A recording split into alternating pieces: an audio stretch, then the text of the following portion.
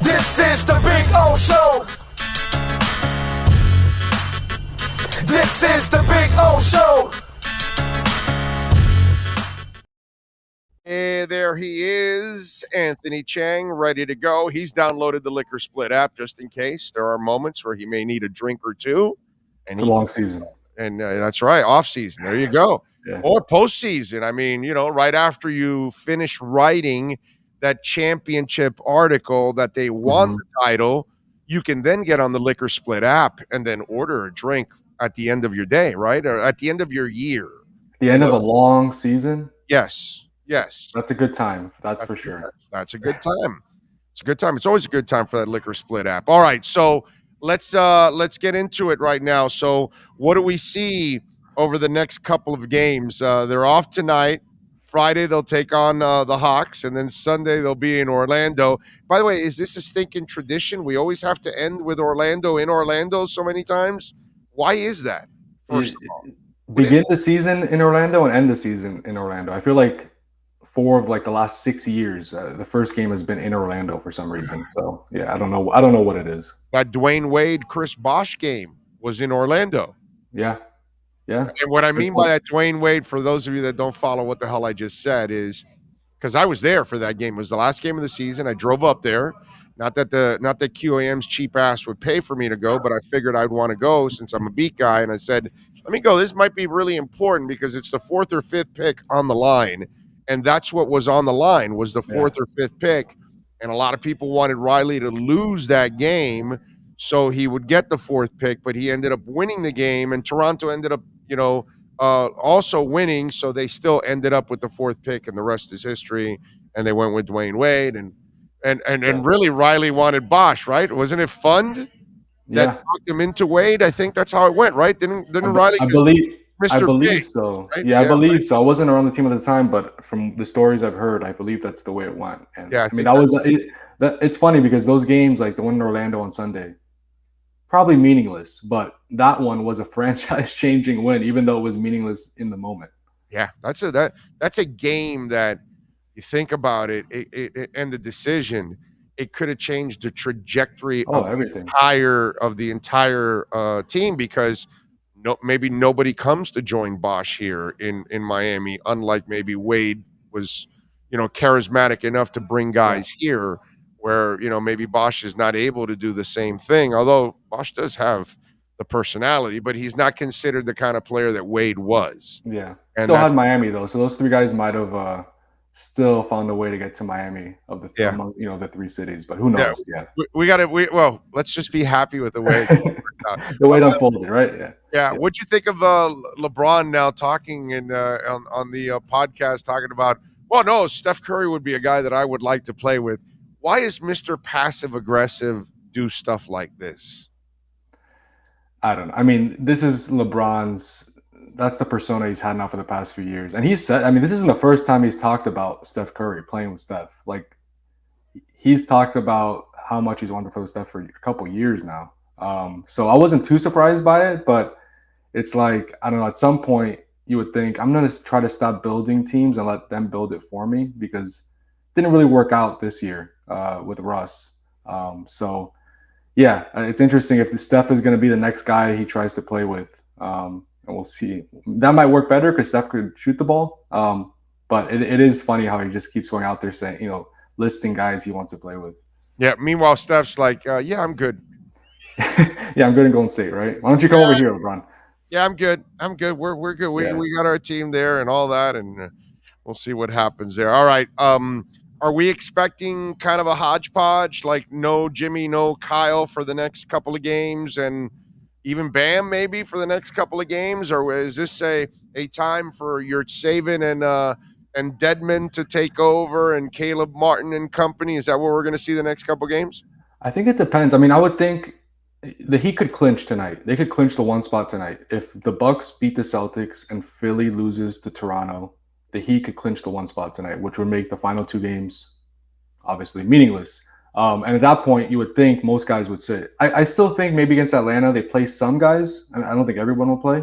But you have to remember, they have a week off pretty much. They'll try to win is what you're saying. They're going to try to actually Yeah, they might. I mean, they might try to, even if they have it clinched. I mean, Because of tonight, if it doesn't go through the way they need it, is what you're well, saying. if it goes through tonight, that's the thing. It depends on tonight. I still think either way, even if they need to win tomorrow, I think they'll probably sit some guys just because what's the point of pushing guys, right? I mean, you've seen it the past few games. Kyle Lowry sits one game, Jimmy sits one game, maybe tomorrow it's Bam. So I think somebody will sit tomorrow, but if they're clinched already, they might sit a lot more guys than obviously if they needed to win tomorrow night to clinch. So it'll depend on the results tonight. And also, another thing to keep in mind, Atlanta is currently, looking at it right now, tied with Brooklyn in the standings. Brooklyn is 9, Atlanta's 10. By beating Atlanta tomorrow, it would help the Heat reduce the chances of playing Brooklyn in the playoffs because Brooklyn, if they're in that 7-8 matchup in the play-in, they will probably end up as the 7. So that might be another motivating factor in trying to beat Atlanta tomorrow. How much does Oladipo play in these two games, and how much does it mean being part of the rotation if he plays well in the next two games? I think what we saw a couple nights ago against Charlotte kind of tells us what we should expect as far as Victor's role in the playoffs, unless there's a significant injury. And we talked about this a couple days ago, Big O. Like they're looking to maximize Jimmy and Bam and their offensive skill sets, and that's by putting shooting around those guys.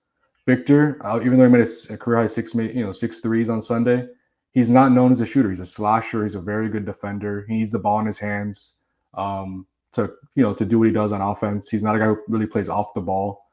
And Jimmy was back in Charlotte. Victor did not play, even after playing, his best game in a Miami Heat uniform. He did not play against Charlotte. Chris Quinn was asked about that decision, and Quinn said, Jimmy was back. We want to get back to what was working beforehand. So I really think they're all in and trying to, get the best out of Jimmy, get the best out of Bam, create space for them. I know it's kind of been overused at this point, but that's what they're trying to do. And Victor right now doesn't accomplish that as better than Max Strus or Duncan or even Gabe Vincent. They want to put shooters that draw extra defenders on the court, to help Bam and Jimmy, and even guys like Tyler and Kyle. How is the rotation going to work for Caleb and for Gabe Vincent now? Because Gabe has had his injuries too, and getting back in the groove. How are they going to include that young man? Because man, you kind of feel for him because he's done a lot to earn time too. Yeah, I think those guys it'll depend on the matchup and the game. I do. I think that back end of the rotation is going to change either from series to series or maybe from game to game based on what how the series is unfolding. I don't know if Caleb is going to be guaranteed consistent minutes. I don't think so, unless PJ Tucker. I mean, that's another story. PJ Tucker calf injury. How long will that bother him? If he's out, then obviously Caleb will probably start at forward. So that's the beauty of having depth. But I think the Gabe Caleb decision, I think that's going to come down to matchups and how each series goes. But I do think they'll each play. I just don't think it'll be consistent minutes like a guy like Tyler Hero, obviously, or Bam or Jimmy. It's going to fluctuate, throughout the games. I get the sense, and you're obviously way closer to the team than I am, but I get the sense from afar.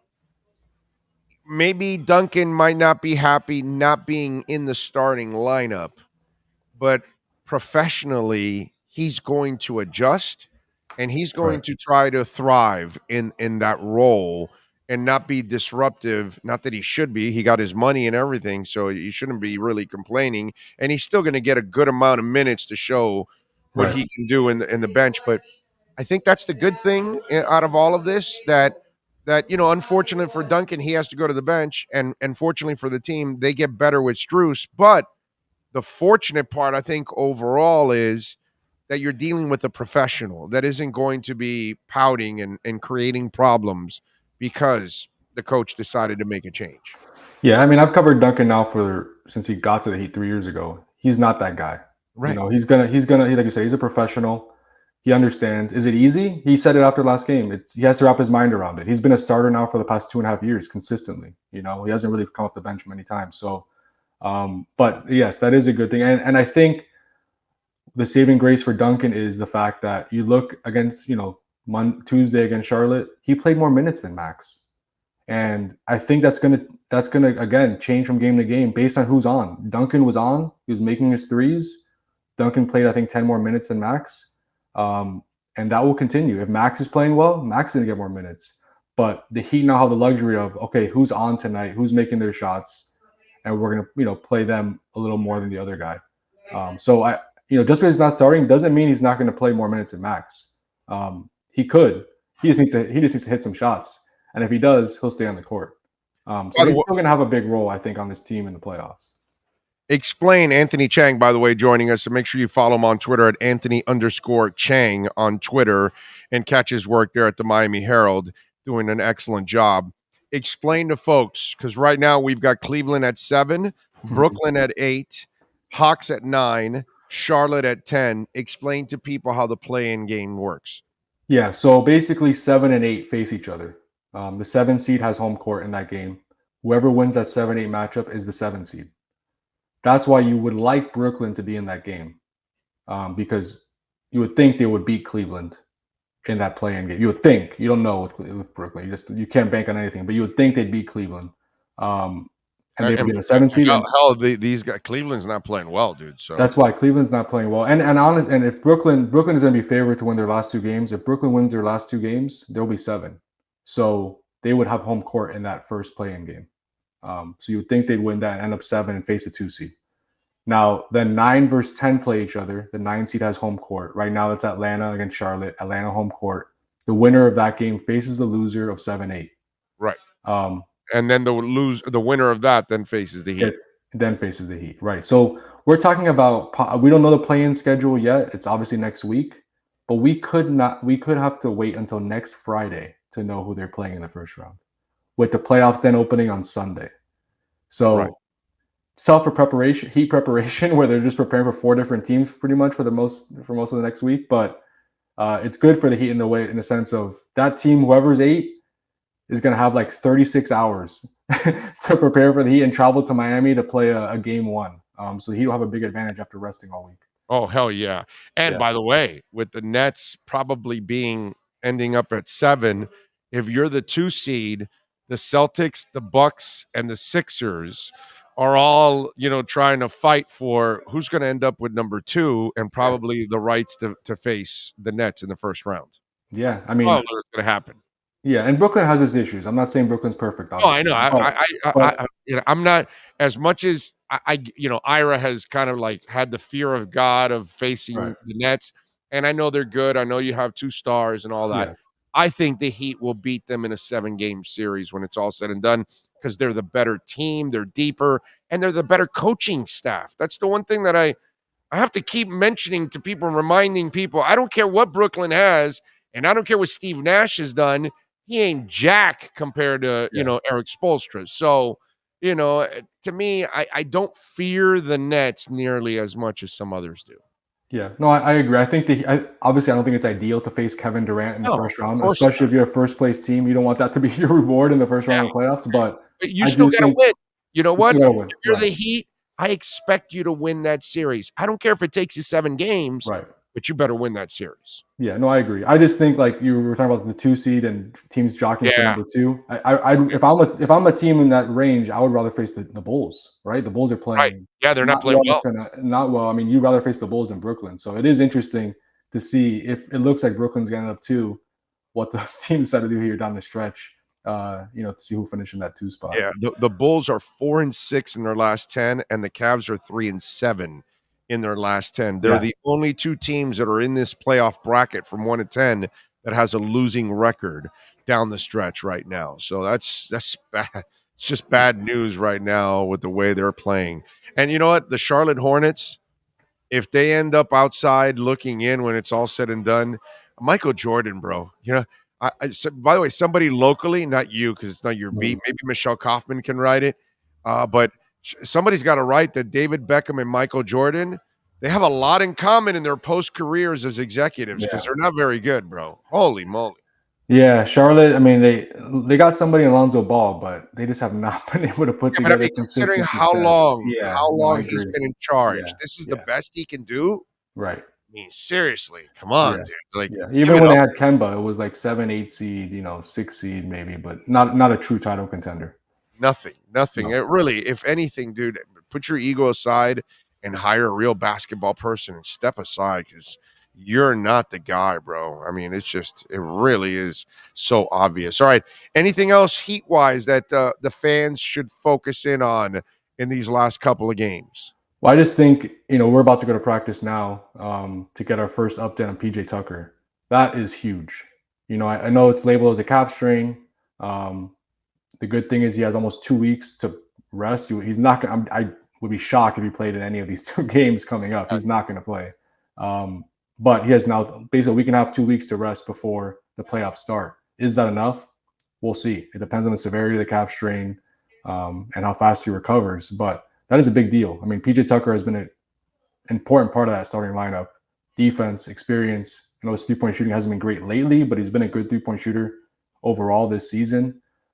So that's going to be worth monitoring. That's the last thing you want to see at this point. You want to see him clinch the 1 seed, but I think you'd rather just be healthy. Even if you get 2, you'd just rather be healthy and avoid any injury to a key player like that.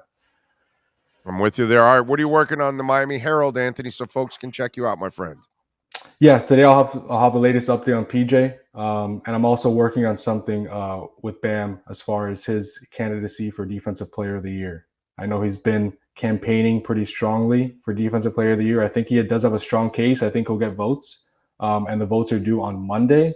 So I'm gonna let him make his case for himself as far as for Defensive Player of the Year, and we'll see if he wins it. All right, you got it. I'll call him Defensive Player of the Year if he fights off Udonis Haslem in an octagon. All right, follow him on Twitter at Anthony_Chiang. Catch his work there at the Miami Herald. Anthony, as always, thank you for taking some time, my friend. We'll catch up next Tuesday. Thanks, Big O. See you soon. Got it. There you go. Anthony Chiang, good stuff as always by Anthony. Always appreciate him and appreciate our proud sponsor, Liquor Split. So tonight, if you're hanging out, download that app, iOS or Android, Liquor Split. Cheapest, safest way. Ooh, what was that again? Yeah, Liquor Split. There you go. Safest way to get liquor. You don't have to risk drinking and driving at no extra cost. All right. And what you're going to love about downloading that app, it's nice and easy in your Apple Store, Google Play. There are no hidden fees. You know how you order some food on some of these apps? There's all kinds of hidden fees before you're done. $2.99 flat fee. That's it. You can order your liquor. You can order your snacks. You can order Edge Energy drink. You can order all kinds of things. Plus, $1 goes to solving homelessness in Miami. So you're also doing it for a great cause and super convenient. Listen, maybe you're late for a meeting. Somebody's coming over. You forgot to, get a bottle of whiskey, bourbon, whatever it is. Liquor Split. It's a beautiful thing. You got a party going on. You forgot to get the liquor. Boom, Liquor Split. Get that app. It's right in your hand, and you're going to love it. Liquor Split. Tap that app. Everybody loves to. I know I love to tap that app. Do you love to tap that app? I love yeah. Oh, she loves it when you tap that app. Oh, yeah. Yeah, Liquor Split. That is the app. Enjoy.